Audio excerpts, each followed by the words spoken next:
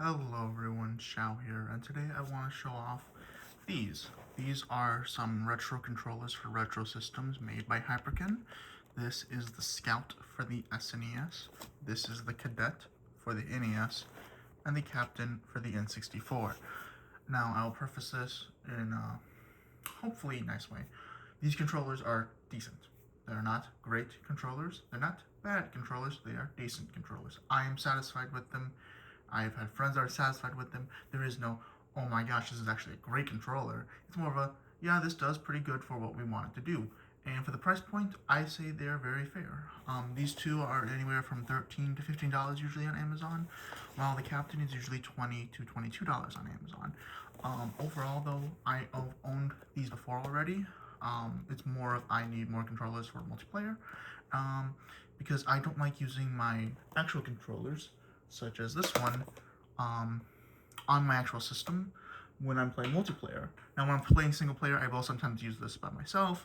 However, when I am doing party games, I like to have these kind of controllers because these are more kind of throwaway in a way, like they can be sacrificed in a way. But yeah, so let's get into it. I'm going to quickly get all these out of the boxes and show them off a little more.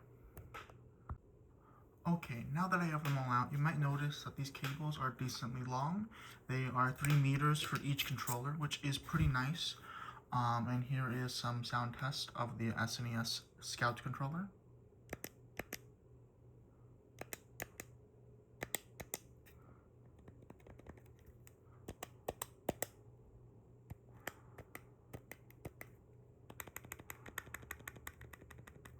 Overall, I do like the Scout controller. The ridges back here do give a little bit more to hold on to, which is nice, and overall, it does work fine.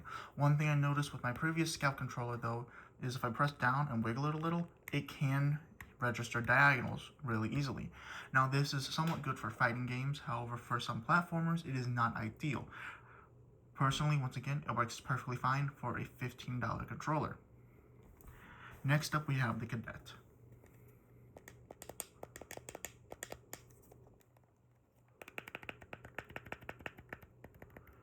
The Cadet similarly has these little bag holders, which is nice, and my Cadet that I've been using previously works just fine. I don't have any diagonal issues, though I haven't put it through amazing paces. I have mainly just been playing Tetris with it and Mario 1 and 3. The big thing for me, though, is the Captain by Hyperkin. That is because with the analog stick, it is kind of important to have a decent analog stick when it comes to N64. Because the analog stick is one, it is an octagonal gate, but it's also not a perfect octagon gate in a sense. And so it needs a very specific, way to do that, as well as a very unique stick type. And this controller is quite mushy. I don't know if this is coming on mic, but it is a quite mushy controller.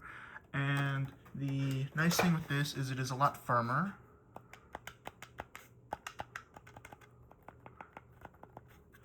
And the stick is more of a GameCube style stick, which in my opinion, it feels nicer on my thumb. But it does also have the not perfect octagon gates, which is nice. Though, if I'm not mistaken, it does not have perfect accuracy like the OEM one, in that if you put it in like a corner, it doesn't reach the perfect corner of an N64 controller. But again, for multiplayer, it works perfectly fine. It's not a good controller, but it's a decent controller for the price. Because I have tried those $8 controllers on Amazon, and those are obviously absolute garbage.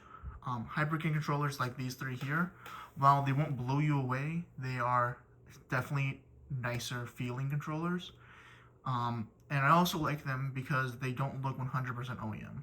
So some of the clone controllers try to pass off as looking close to the original, and personally, when it comes to me, I like to have controllers that differ if it's not an actual OEM controller.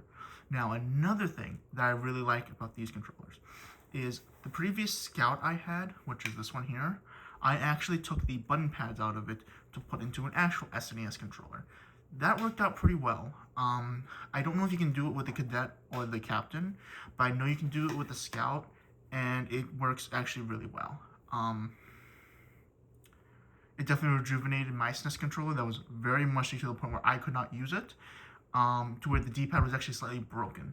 So using this as just a pad donor is really nice, though it is quite expensive as just a pad donor, being $15. However, I have tried those pad kits from AliExpress, eBay, all of those, and they're not very good in my opinion. So having this as a pad donor is actually pretty nice. This one is not going to be a donor. This is just going to be an actual Scout controller. And that's because, well, I do like having my original controller have nicer feelings. It's no longer OEM at that point, and it kind of does feel a little weird in that knowing that it's not OEM. But this will stay as like a little secondary controller for player 2. Same thing with these two, which is really nice. Overall, I really do like what Hyperkin did here. It fits my style of wants a lot, in that I want a controller that is decent for the price, which 15, and 20 is pretty decent. I want them to not like be styled after OEM controllers.